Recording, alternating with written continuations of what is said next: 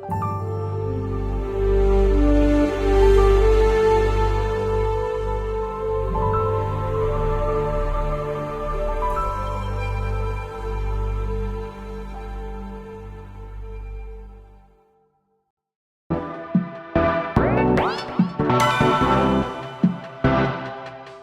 might think that getting into the IT field is impossible without a computer science degree, but Tech Coach Ralph is here to prove you wrong.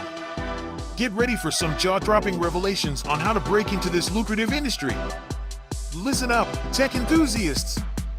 Are you ready to break through into the IT field, but feel like you need a computer science degree to make it happen? Think again! Tech Coach Ralph has some exclusive, mind-blowing secrets to share with you.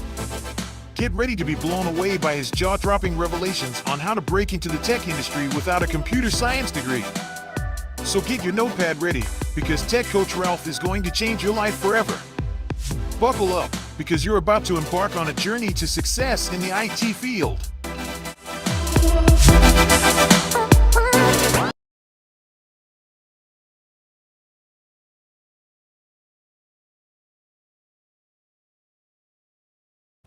Good morning, good morning, good morning. How is everyone doing today?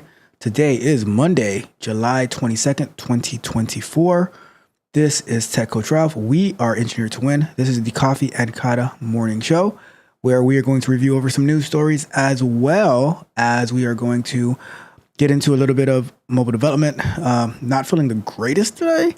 Started feeling a little sick yesterday. So we're going to do what we can. I'm not going to be on for too long this morning. I'm going to throw up the 45-minute timer anyways, but hopefully we get done a lot earlier than that. So we are going to, one of the plans today is, due to our Android requirements, we're going to have to upgrade our minimum software development kit for Android to, I think, 34. So if we have time, we'll get into that today. But I do want to focus a little bit on the news this morning. It's been a crazy weekend of things that are happening. So we're going to we're gonna look into the news and we're gonna go from there. Right. So remember, today we have Candid Conversations coming out at noon Eastern time. I'm going to be doing my mid-year review, my self-assessment, my mid-year review on how the first half of 2024 has been going, what we've accomplished, what we need to work on, and what are our goals for the second half of 2024. So please, looking forward to seeing you in Candid Conversations. I will be in the chat and we can have whatever, we can try it, we can talk about it, whatever the case may be. Leave me a comment as well. And tomorrow, most likely, hopefully I'm feeling better, we'll be going live to do our Q&A, our tech talk live. All right. So that is the plan for today and tomorrow and for the rest of the week. All right. So let's jump into our news for today. Okay. So we always like to start off with the numbers that we are watching for the week. So especially on Mondays, that's how we start off on Mondays, so that we can get prepared for our Saturday morning show, where we're reviewing these numbers to see what is our economic conditions. What's up, Ferris? How you doing, Ferris?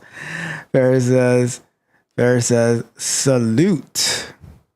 I'm Sleepy Joe. You just still at work, right, Ferris? Like, you're working until like 11 or something like that. I don't know. All right, so let's get to our numbers to watch for the week. We have, so Kate Chapman hit us up with the numbers to watch for the week. It says inflation will be in focus this week when the Federal Reserve favored gauge is expected to show that prices moderated for a second month in June. The U.S. personal consumption expenditure index, excluding the volatile items such as fuel, likely rose at an annual rate of 2.5% last month, down from 2.6% in May. A Market Watch survey showed the Fed has targeted 2% inflation and said that it will start to cut interest rates when it's confident that price growth is firmly headed in that direction. All right, and so the numbers that we're going to be looking for this week. All right, we have the National Association of Realtors will release its monthly report measuring the number of existing homes sold in June. So last week this past Saturday, we reviewed the number of new building permits and new homes sold. And now this coming Tuesday, tomorrow, we're going to be getting released the number of existing homes sold in June. All right. And then Wednesday, July 24th, the U.S. Census Bureau released the key housing market indicators, including the number of new single-family homes sold in June. So last week was the building permits, and this week is going to be the new homes sold. So this week. All right, cool. So Thursday, the Bureau of Economic Analysis will release a preliminary gross domestic product reading for the second quarter. The U.S. Department of Labor will release initial jobless claims for previous week. The reporting, a proxy for layoffs, tracks the number of people filing for unemployment. And then we have the U.S. Census Bureau releasing the monthly report on durable goods, which measures manufacturing activity. And then we have Friday, July 26th. It's going to be a very, very busy week. We're going to be looking into a lot of different things this coming Saturday. So the U.S. Department of Commerce will release June's personal consumption expenditure index, the Fed's preferred inflation measure. The report measures changes in the price of goods and services, excluding food and energy. And then lastly, the University of Michigan will release its final reading of July's Consumer Sentiment Index, which measures how Americans feel about the current and future economic conditions. All right. So tons of economic news that's coming out this week. So we just want to make sure that we're aware. Join us on Saturday morning for the Men Lie, Women Lie Numbers Manipulate show, where we're going to be breaking down this information, make it make sense to us so that we can be well informed in the decisions that we make day to day. All right. So that is the plan for this coming week. All right. So now let's jump into our, breaking news. Right. Let's just do a little transition. What better sound than the 24, whatever it was that, like timer, to talk about this, right? So it says President Biden exits election race. President Joe Biden has withdrawn from the U.S. presidential election race and given Vice President Kamala Harris his full support and endorsement. Business leaders such as Netflix co-founder Mark Randolph are citing the historic move as an example of knowing when to step aside. Biden was facing significant pressure following last month's debate with his Republican opponent, former President Donald Trump. It's in the best interest of my party and the country for me to stand down and focus solely on fulfilling my duties as president, he said. Biden will address the nation this week about the reason behind his monumental decision. Don't we already know the reason behind this quote unquote monumental decision, right? Biden delegates are not bound to support Harris at the Democratic National Convention starting on August 19th. Other potential nominees include California Governor Gavin Newsom, Michigan Governor Gretchen Whitmer, Illinois Governor J.B. Pritzker, and Transportation Secretary Pete Buttigieg, according to the Wall Street Journal. Harris also said she is honored to have Biden's endorsement and intends to earn and win the Democratic nomination. She has since received a number of other endorsements and raised $49.6 million in grassroots donations, according to a spokesperson. So, a couple of things, all right? A couple of things. Let's go through this little line right here, right? So this Netflix co-founder, Mark Randolph, citing this historic move as an example of knowing when to step aside. They kind of threatened President Biden, saying and it was from over a month now, where they're saying, look, we will not give you any support whatsoever. You have people coming in every single day. You have people on the news everywhere saying, hey, you better go. They had ads saying that you better go. And now it is a historic move. Well, when you beat somebody into submission, is that really a historic move to step aside? Or you're saying, all right, everything that we ever given to you, we've turned our back completely on you unless you do what we say. So I don't know. And it's interesting. It's interesting. It comes a week after we know what happened last week, right? And it's like everything was attempted to make it happen, but nothing succeeded. So now it's like, all right. You got us. We're cornered. I'm out. So I don't know. And lastly, it's interesting that how the vice president is getting quote unquote all the support when the voters back in 2020, it was like 3% of the vote that went for them in the primary. So I don't know. It all seems very, very interesting how all of a sudden this is all coming about, and they're rallying around one person who nobody supported back in 2020. Now all of a sudden people are just going to rally around this person. I don't know. That seems interesting to me. So anyways, let's get into our next one for today.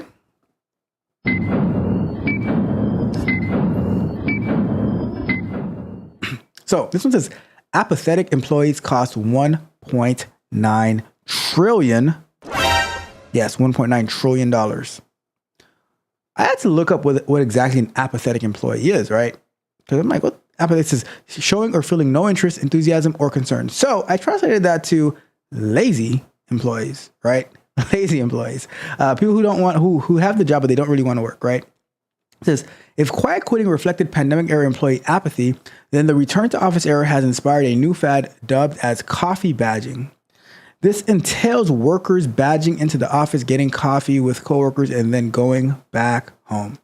This trend has drawn ire from Amazon managers who now require workers to be in the office a minimum of 2 to 6 hours. Amazon has been enforcing its return to office mandate and even blocking promotions to non-compliant employees. And it's not just Amazon. 58% of hybrid employees admitted to coffee badging in a Gallup survey, CNBC reports, right?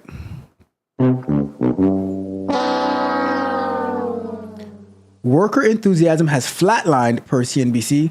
It cites Gallup research showing that a third of employees are engaged in their work, 50% are not engaged, and 60% are actively disengaged.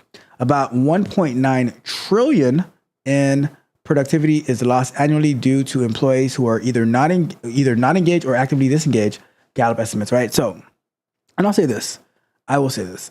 I think that I don't think it's the remote work or the return to office or whatever the case may be, the hybrid schedules that cause apathetic employees. I think employees are just apathetic in general. For the most part, like, so you have some. I think that these numbers wouldn't matter where people work, whether they're working from home, whether they're working in the office, because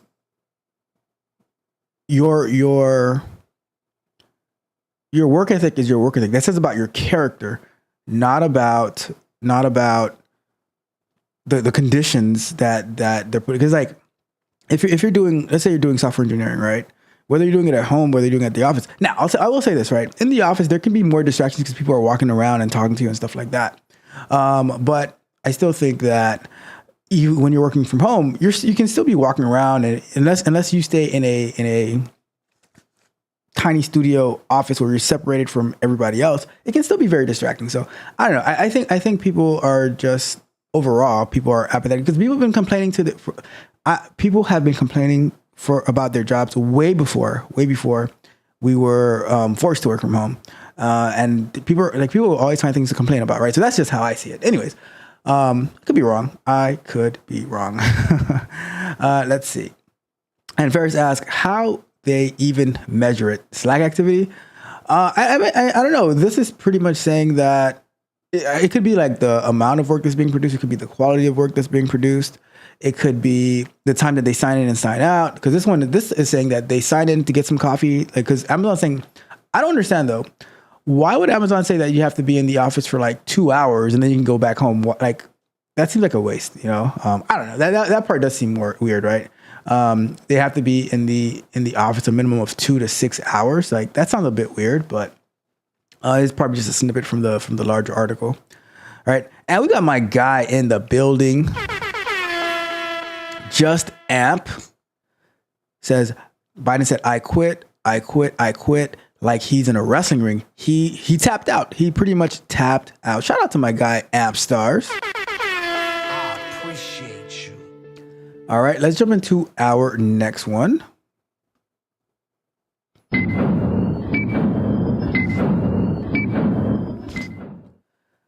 More Americans rely on side hustles.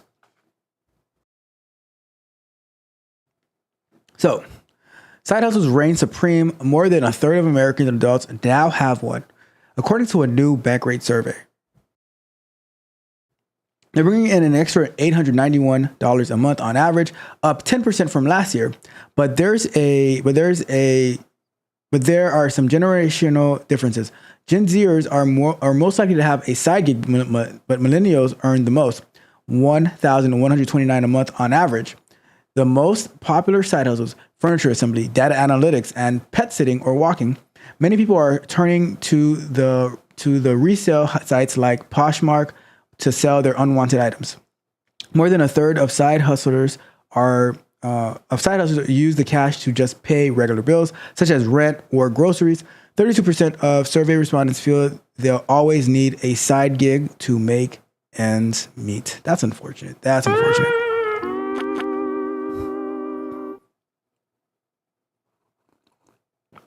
So one thing that stood out, right? It says, so they bring in an average of $891 a month, but they say that Gen Zers most likely have a side gig, but millennials earn $1,129 a month, right? So what I could probably say to this is that the millennials probably started a lot longer, like, so they've been building up over the time, while Gen Zers are newer to it. So usually when you start something new, the amount of income that you're going to be bringing in is going to be a lot less, and it's going to ramp up over time. Just like when you're starting out in the work field, right? Your career, you're going to be making less, and then as you go on, you should be making more, and you should be getting promotions and stuff like that. So the same thing as a side gig. Like, as you start off, it's going to be less, and then you're going to be making more as time goes by, right?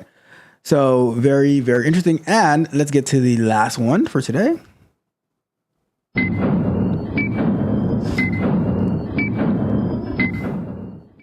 So, job market sours for recent graduates. Imagine that. We're just talking about the side hustles, and now they're saying that the job market sours for recent graduates. So, recent college graduates are feeling the brunt of the slowdown in the white-collar job market, the Wall Street Journal reports.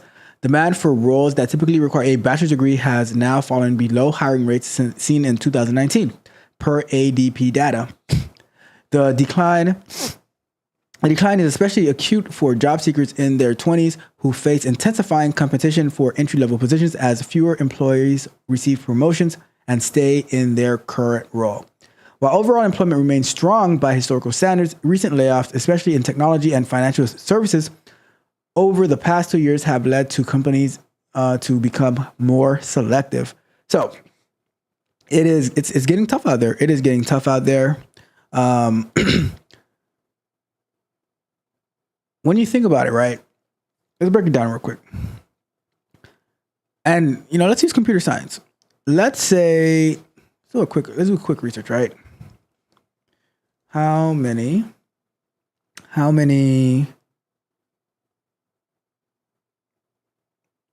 computer science graduates per year? So according to the National Center for Education Statistics, the number of computer science graduates in the United States has steadily increasing each year. In 2021, the Department of Education reported that over 100,000 bachelor's degrees were awarded in computer and information science majors, which was a 140% increase from 10 years earlier. As of 2023, the number of students majoring in these subjects have increased to 40% in 5 years to over 600,000.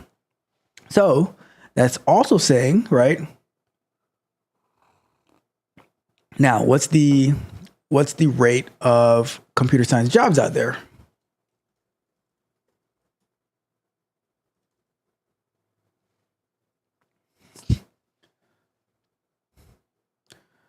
So Bureau of Labor Statistics, there are about 3,400. Let me see here. And this is just research, right? So computer information research scientists. So this is specifically for computer information. That's not the one that we really need. Right. How many jobs does computer science have? So the number of jobs 2022, about 36,000. So if we have, as we saw, about 100,000 graduating and $3,400 per year, there's going to be an imbalance, I suppose, right? So it's going to be tough. And like they said, not as many people are getting out of their current roles because like the higher you go up, the less availability there's going to be for these roles. You know what I mean? So it's going to be tricky. It's going to be tricky. All right. So anyways, we are here. And let me check the chat real quick. And while I'm doing that, I'm going to open up, do a couple of things. Let's go to our developer portal for Google. And we are going to open up, I thought I had this closed.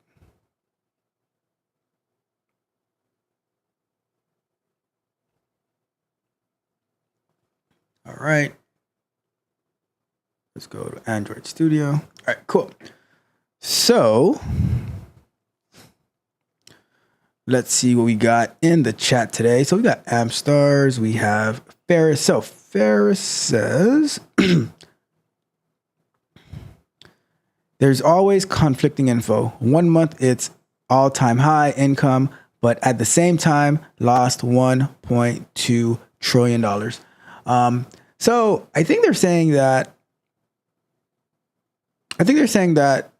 the companies overall, based on these apathetic employees, it cost them $1.2 trillion. I don't think that negates the fact that if you put all the companies together, they might be making an all-time high income. I don't know. But first, you know that the numbers manipulate.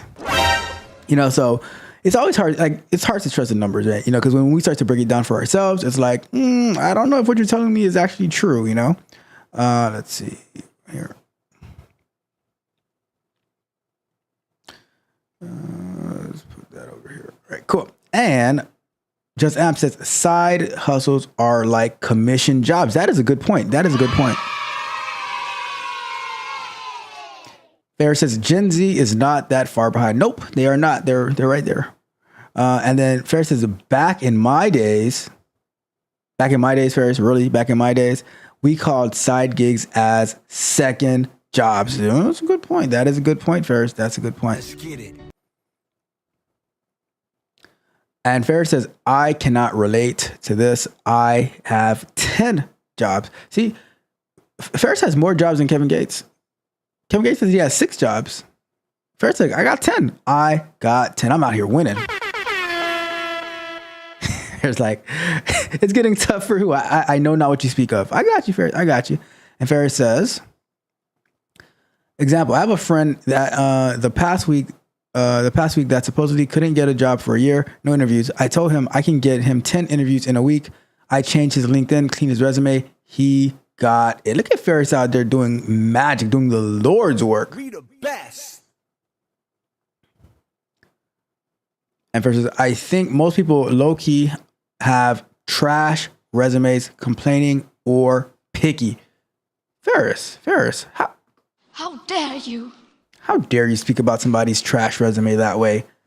I mean, I've been saying the same thing for like over a year now, but they don't agree with me. They say, oh no, my resume is perfect. I'm like, it has no value on it, right? And we got my guy in the building. Your car says, salute everyone. Salute to you as well, your car. How are you doing this fine early morning for you? I appreciate you. Kevin Gates said that. Yeah, I got 6 jobs. I don't get tired. All right. So I have this open over here. Let's see what we can do. So let's go over here real quick.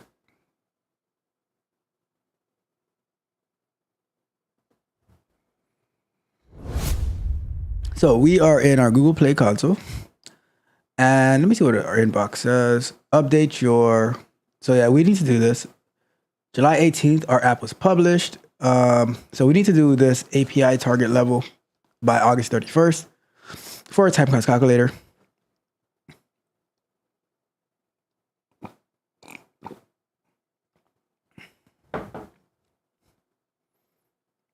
So view details. So you won't be able to release app updates 39 days away. We need to get to Android 14, API level 34 or higher. Your highest non-compliant target API level is Android 13, API level 33. We need to just, so this is really should just be a one line fix, right?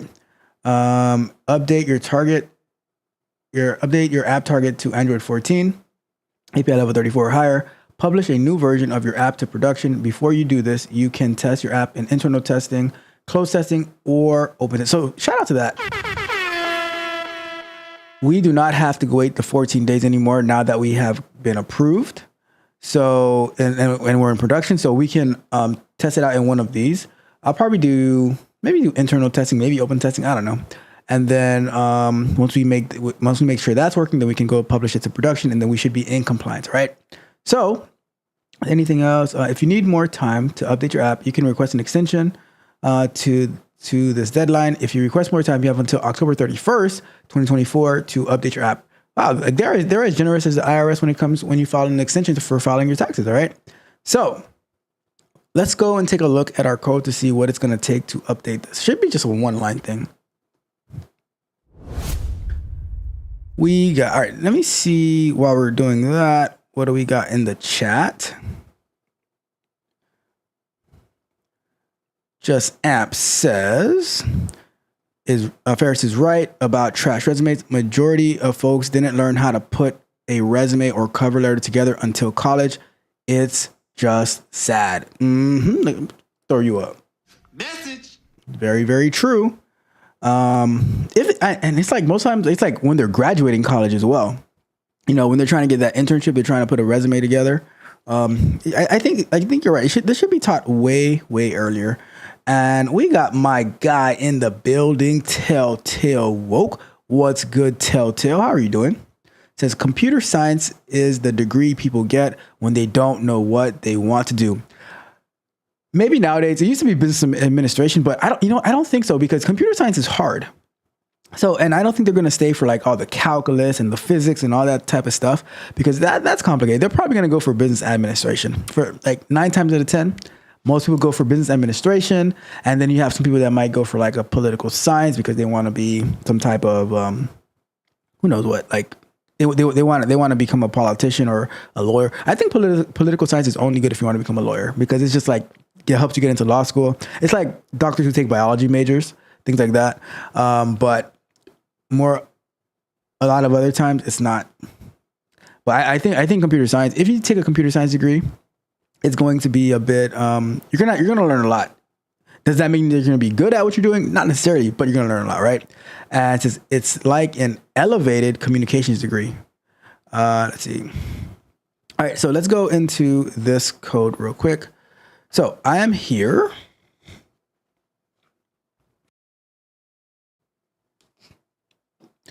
So I don't want to be in this package. So get status.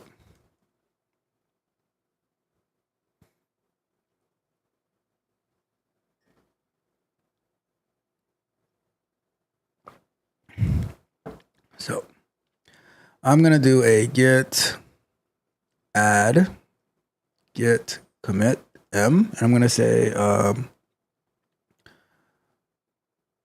work in progress for watch apps. And I'm going to do git checkout main. And we're going to, so let's go into our Jira.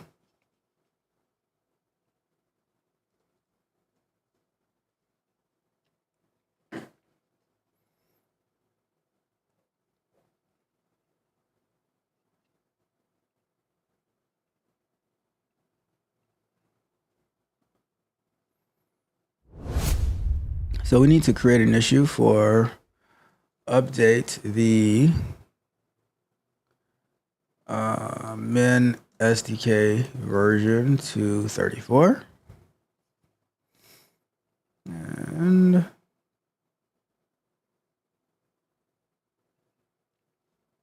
this should be a task. Google is requiring us to update the min SDK version to 34, Android 14. All right, so now we are going to, let's go ahead and create a branch off of that.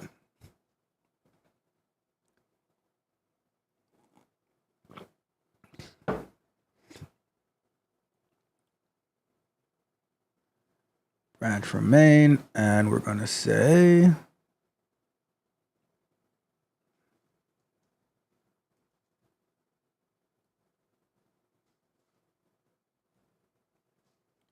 right, so that's our branch name. We're going to do create a branch.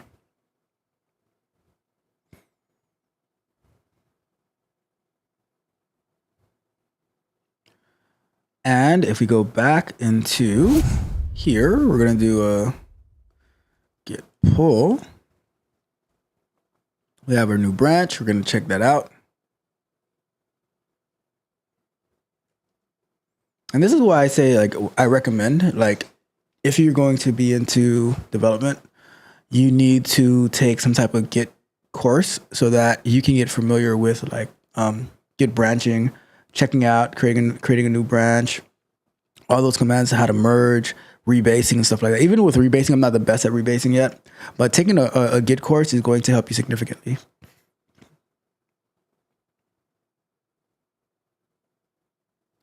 Check out. All right, so now we're on our new branch, and we need to find where we have this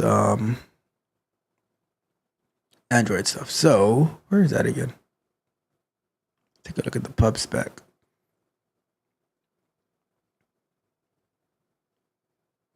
This is going to be,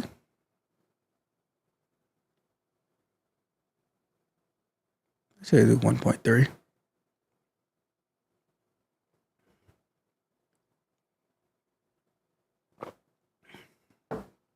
So let's see.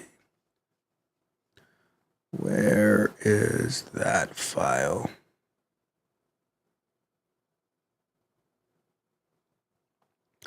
I think it's going to be inside of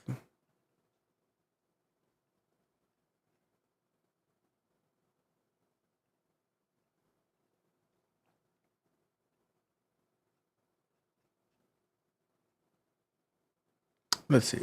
So let's go over to I don't remember the file name.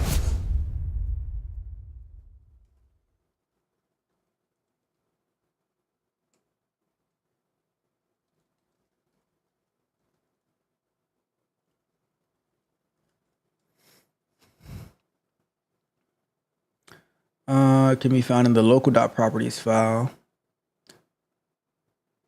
Navigate to the project root directory, then Android, then app, then build.gradle. All right, cool. So open the build.gradle, check the local properties to see if it's changed. All right, let's take a look at that. So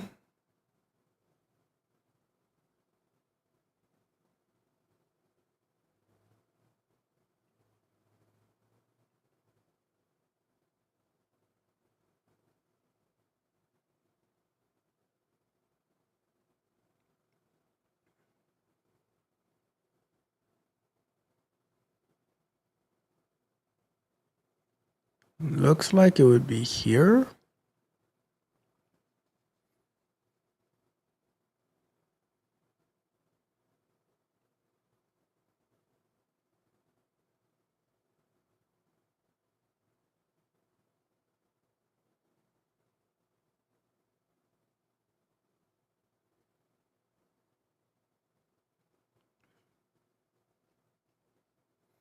So this should be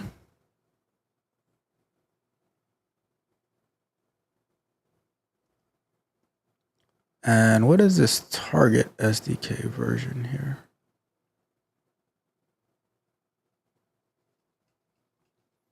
So if we go back over here,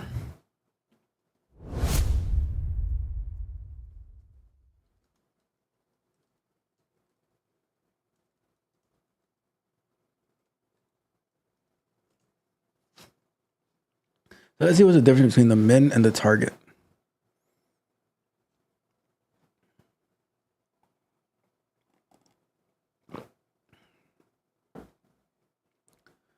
Let's see.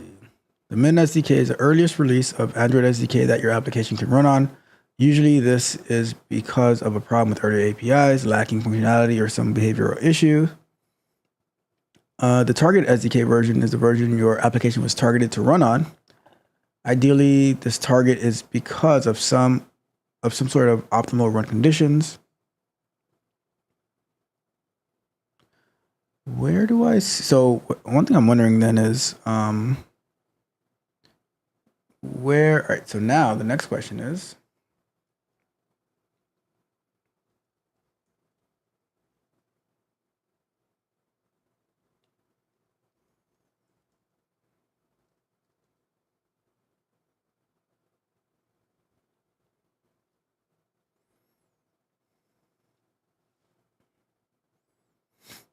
so here,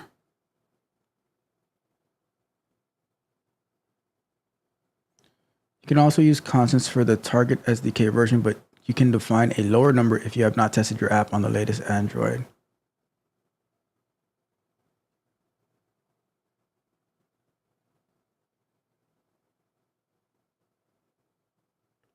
That's the part I'm wondering about. Target SDK. Extract as of example of. There you go. So that's what I'm looking for. The flutter.groovy file. Packages Flutter tools, Gradle as. So let me see if there's a Flutter Groovy.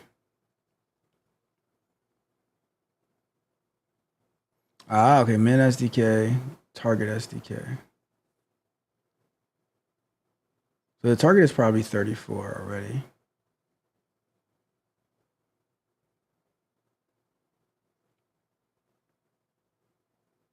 Okay.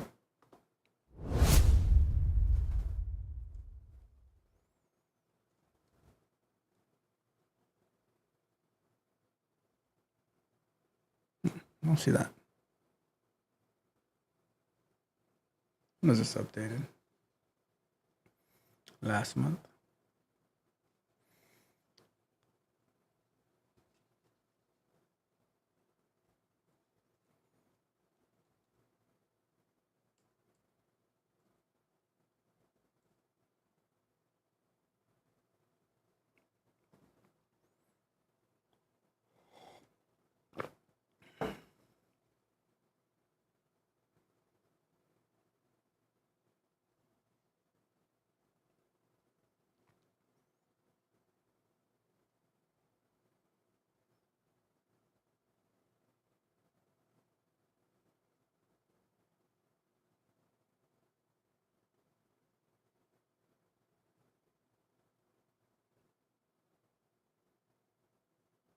Interesting. So if we go over here,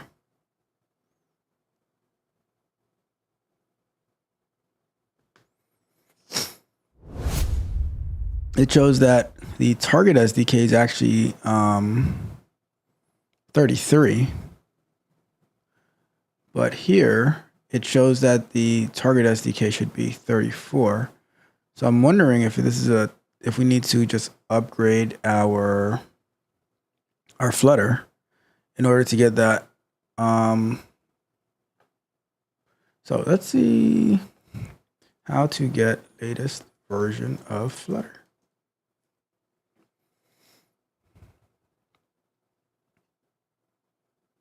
Just Flutter upgrade. Got it. Let's do that real quick.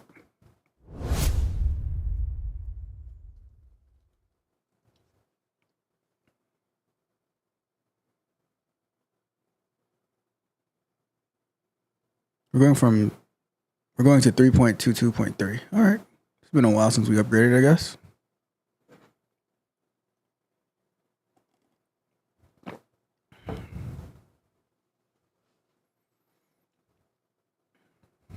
And while it's doing that, let me check the chat. Ferris said, just wild thing is most universities have career centers and they do all the work to help you get a job or internship.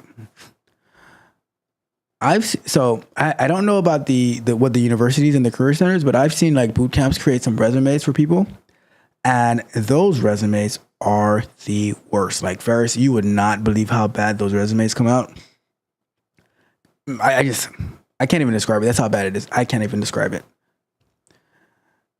And Ferris said, my friend and I used to go to one like daily, most for a month or two, to the career center that I guess you're referring to, and says, my descendant going to take software engineering jobs at the age of 6. Let them cook. And Mitch says, shoot. Well, bless you, Mitch. Bless you. And Telltale says, trust me, people my age just do it because it makes money, not knowing they have to specialize in something specific. Okay. I got you. And it says, it's not hard to use Chat GPT. You'd be surprised. Let's see. All right, cool.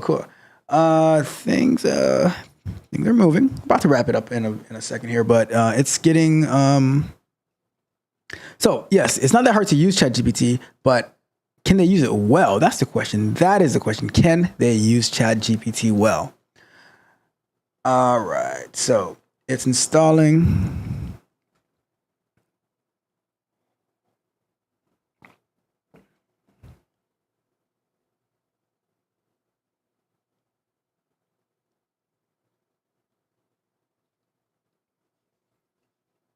So I'm trying to figure out, are they talking about my target or my minimum here? Let's go back over here. The app must, okay, so it's the target. It's not the minimum, it's the target. So this is actually, this doesn't need to change them. Let's go and undo that. So the target needs to be 34. So we could manually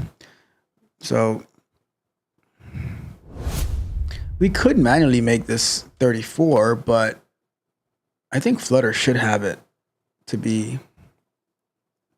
We'll build it and we'll see what it targets, because I don't even know if I can see it locally.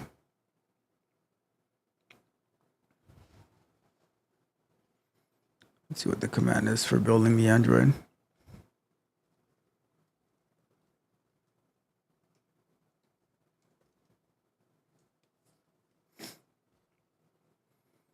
I'm wondering if if this version should be a patch or if it should be like an enhancement. It's not a full version change, but because I know the last number is supposed to be for like this number over here.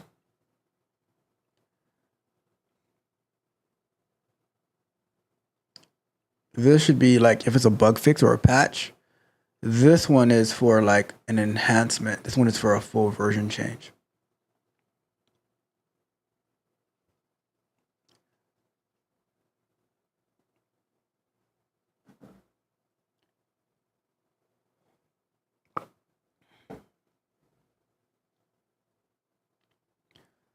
So let's do this one right here. 1.3, 10. And wait for that to be done. Then we're going to build it, or maybe we'll just build it on Wednesday because it's getting late in the day. I think that's the best way to do this. Maybe we'll build it. We'll launch on an emulator to make sure it still works as expected, and then we're going to upload it into Google Play Store for internal testing. Make sure that works right on the phone, because like we're not changing any functionality, we're just enhancing the version, but we just want to make sure it doesn't crash. We want to make sure that we don't have a CrowdStrike debacle for our 20 users, you know, because people are dependent on this app. All right.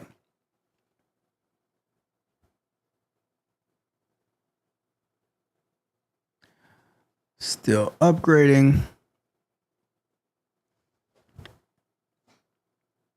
Well, I'm going to let it do its thing. We're going to wrap it up here. And then on Wednesday morning. We'll come back. We'll finish this off. We'll build it. We'll try it on the emulator. Then we will upload it to the App Store. Make sure it doesn't crash on our device, and then we will push it to production. All right. So, yeah, let's see. Anything else for today before we get out of here? I think that is everything. So, thank you, Telltale Woke, for tuning in. Ferris, of course. My guy, Just Amp. Let's get it. And the one and only Mitch.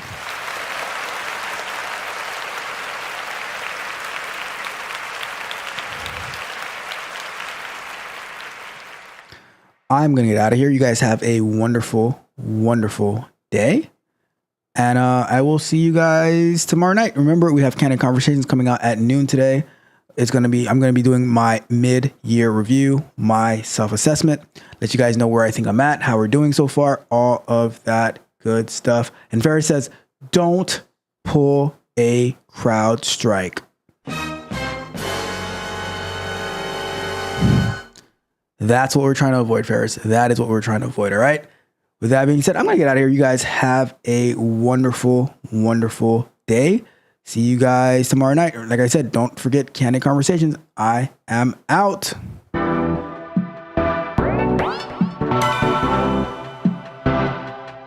You might think that getting into the IT field is impossible without a computer science degree, but Tech Coach Ralph is here to prove you wrong.